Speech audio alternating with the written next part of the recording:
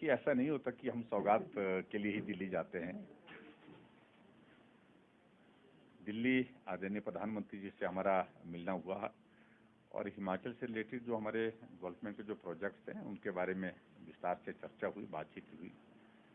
और स्वाभाविक रूप से हिमाचल प्रदेश में अभी 4 उपचुनाव भी हैं, जिसमें एक लोकसभा के, 3 विधानसभा के।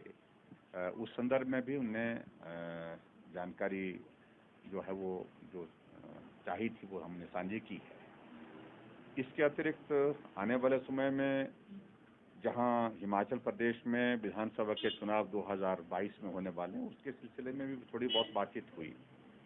लेकिन प्रमुख रूप से जो हमारे हिमाचल के जो प्रोजेक्ट्स जो है, क्योंकि कोविड के सेकंड फेज के कारण कुछ चीज़ों में हमारे जो है वो उसमें कामकाज में वो लंबित पड़े हैं, उनके लिए हमने कहा कि वो एक्सपेडाइट करें, जिसमें प्रमुख रूप से हमने बल्क ड्रग फार्मा हब के लिए कहा है कि उसकी कुछ औपचारिकताएं अब जो पूरी होने की थी वो पूरी होने की करीब पहुंच गई हैं। ऐसी सूरत में हमने कहा कि उसमें हिमाचल प्रदेश को आपके आशीर्वाद की ज़रूरत है।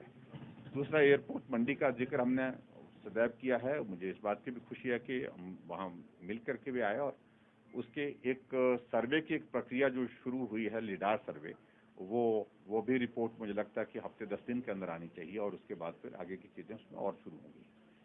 और उसके बाद 3 प्रोजेक्ट्स जो है हमने, जो लगभग 4200 करोड़ रुपीज़ के, इसमें से एक साबड़ा कुड्डू जो है जिसका इनॉग्रेशन होना है, 1800 करोड़ रुपए का प्रोजेक्ट है। इसके अलावा 2 प्रोजेक्ट लुहरी और धौला सिद्ध जो है, ये 2 प्रोजेक्ट जो है इनका फाउंडेशन स्टोन के लिए आदरणीय प्रधानमंत्री जी को हमने निमंत्रण दिया कि आप आएँ हिमाचल प्रदेश में। और ये 3 प्रोजेक्ट जो जिसमें एक का इनॉग्रेशन होना, 2 का फाउंडेशन स्टोन होना है, तो उसके लिए हिमाचल में आकर के इस कार्य को करने के लिए, हमको आशीर्वाद देने के लिए पहुंचे।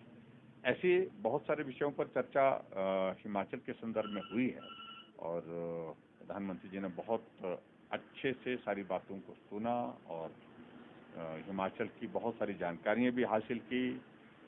बरसात के मौसम की स्थिति और जो पर्टिकुलरली जो इंसिडेंट धर्मशाला में हुआ अभी हाल ही में, उस पर भी अपनी संवेदनाएं व्यक्त की।